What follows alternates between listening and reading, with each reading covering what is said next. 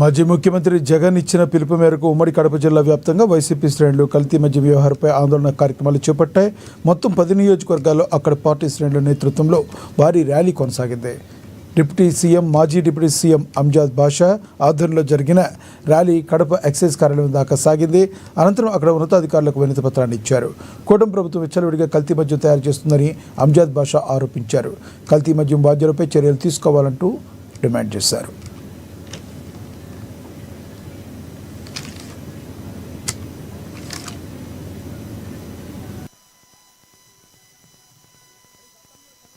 ఎన్నికల ముందు మరి నేను పరిశ్రమలు తీసుకొస్తా, ఈ రాష్ట్రంలో నిరుద్యోగ యువతీ యువకులకు అందరికీ కూడా ఉద్యోగ మరియు ఉపాధి అవకాశాలు కల్పిస్తానంటే మేము ఏదో అనుకున్నాం.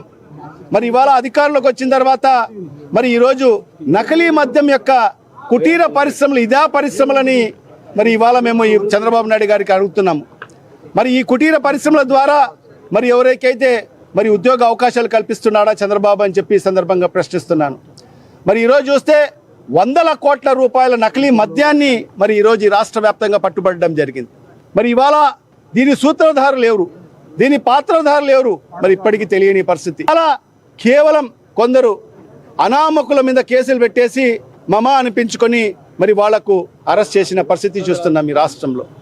ఈ 16 నెలల కాలంలో సుమారుగా 1000 కోట్ల రూపాయలు ఈ నకిలీ మద్యం ద్వారా మరి వ్యాపారం చేసిన పరిస్థితి కనిపిస్తుంది.